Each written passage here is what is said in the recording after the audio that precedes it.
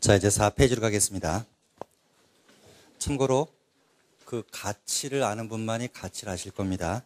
지금은 조금은 좀 어려운 듯해도 나중에 총 정리하기에는 굉장히 좋은 자료다라는 거 느끼시면서, 자, 취득세 칸에 보시면 취득세 납세 의무자는 사실상 취득한 자죠. 사실상의 동그라미. 적으려고는 하지 말자. 적으려고는 하지 마시고 들어두자. 사실상이 의미하는 게 뭐였습니까? 실제로. 실제로가 의미하는 것은 사실상. 여기서 사실상은 등기 등록 이행하지 않았어도 그런 얘기가 되는 거죠. 그러니까 취득한 사람이 등기를 안 했어도 매매대금을 다 지불했더라. 사실상 취득한 자가 되니까 납세 의무자가 된다. 예외. 주체구조부 취득자 얘기했었죠? 어떤 예를 기억하자? 엘리베이터. 가설하더라. 임차인이 돈을 내서 가설했습니다. 그래도 납세 의무자는 건물 주인. 뭐라고 부른다? 주체구조부 취득자. 이번에 지목 변경했을 때도 취득세 내야죠. 변경 시점의 소유자. 3번은 수입했더라. 수입자가 내야 되고, 4번에 상속인. 꼭 기억하자. 유상뿐만 아니고 무상 승계일 때도 취득세 내야 된다. 상속인 옆에다가 증여를 받았을 때는 납세 의무자가 누구죠? 수중자라고 적어 놓으셔야죠. 상속인 옆에다가 수중자. 옆에 분 고쳐주시기 바랍니다.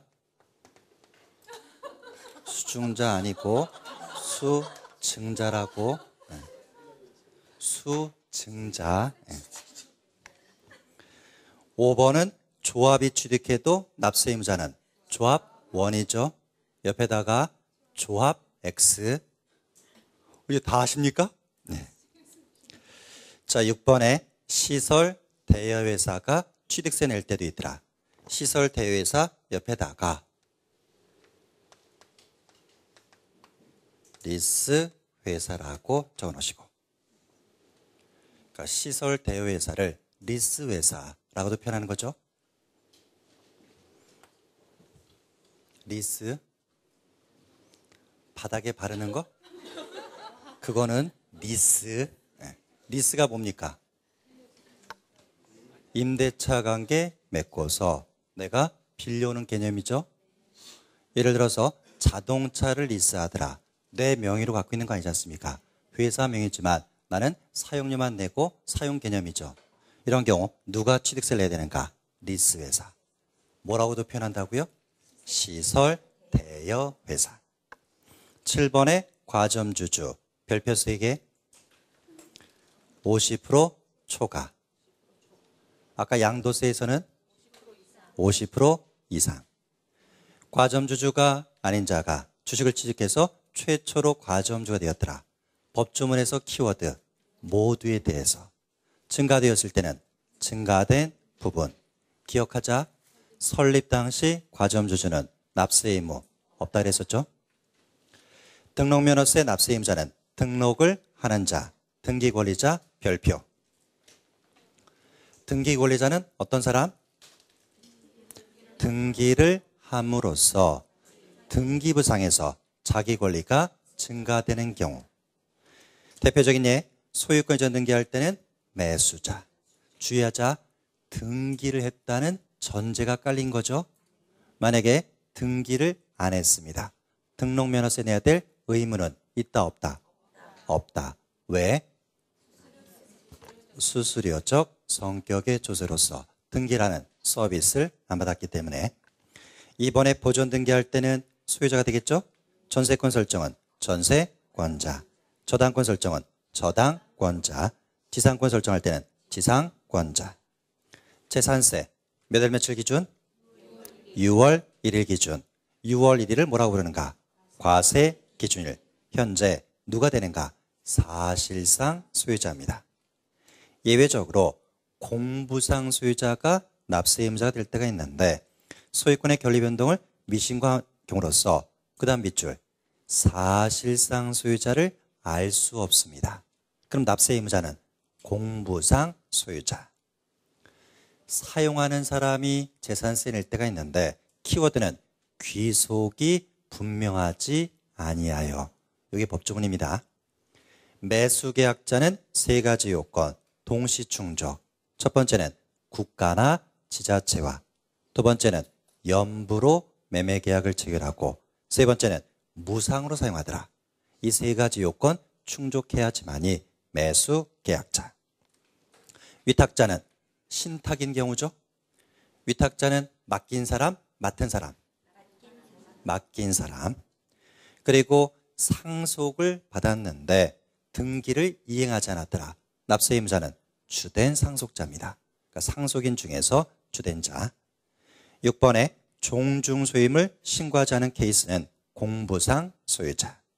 7번에 공법 시간에 들어보셨을 겁니다. 채비지, 보류지에 대한 재산세 내야 되는데 납세 의무자는 사업 시행자. 8번에 공유 토지일 때는 각각의 지분권자가 되더라. 오른쪽에 종합부동산세. 종부세는 무엇을 갖고 있을 때 내는 세금이라고요? 1번에 주택, 2번에 토지. 토지에서는 첫 번째 종합합산, 두 번째 별도 합산. 분리과세 대상은 종부세 안 낸다. 그러면서 재산세 납세 의무자는 금액 제한이 없었죠. 조금 전에 왼쪽 칸에 보실 때 항상 비교하실 것, 종합부동산세 납세이자는 금액 꼭 기억하실 것. 첫 번째, 주택은 공시가격을 합한 금액이 얼마 초과하는 자, 6억의 동그라미. 주의하자. 6억 원은 시세 갖고 따진다, 공시가격 갖고 따진다. 공시가격 동그라미. 조심스럽게 단독주택의 공시가격은 뭐다? 개별주택가격. 개별주택가격. 공동주택은 공동주택가격. 꼭 기억하자. 종합부동산세 납세 의무자 판단할 때는 공시가격 합한 금액이 6억 원 초과하는 자인데 공시가격이란 시세를 얘기하는 게 아니고 얼마짜리라고 다 정해놓은가에. 이번에 토지로 가서 종합합산은 얼마 초과하는 자? 5억 원의 동그라미. 그리고 5억 원은 뭘 갖고 판단한다? 공시가격. 여기서 공시가격이란 무엇일까? 토지니까 개별 공시지가. 개별 공시지가. 이번에 별도 합산도 공시가격 합한 금액이 80억 원을 초과하는 자죠. 80억 기억하시면서 시세가 아닌 공시가격 합한 금액이더라. 공시가격이 뭐다? 역시 개별 공시지가. 그래서 종합부동산세 칸 맨 위에다가 시세 X라고 적어 놓으시고. 시세 갖고 판단한다는 아니죠? 시세와 똑같은 말이 뭐라고요? 시가. 뭘 갖고 판단한다? 공시가격. 자, 양도세는 누가 팔았을 때 내는 세금인가? 개인이 팔았을 때 내는 세금입니다. 개인. 옆에다 적어 놓으실까요? 법인이 팔면 법인이 부동산을 팔았습니다. 그럼 이때는 양도세를 내는 게 아니고 무슨 세금을 내는가? 법인세. 비교해두자. 양도세는 개인이 팔았을 때. 그런데 개인은 거주자, 비거주자라고 구분하죠. 거주자는 무제한 납세 의무자입니다. 무제한 옆에다가 국내 플러스 국외라고 적어 놓으셔야죠. 다시 얘기하면 대한민국에 있는 땅을 팔아도 양도세 내는 것이고 국외, 미국의 땅을 갖고 있다 팔아도 대한민국 양도세 낸다. 누가 팔았을 때는?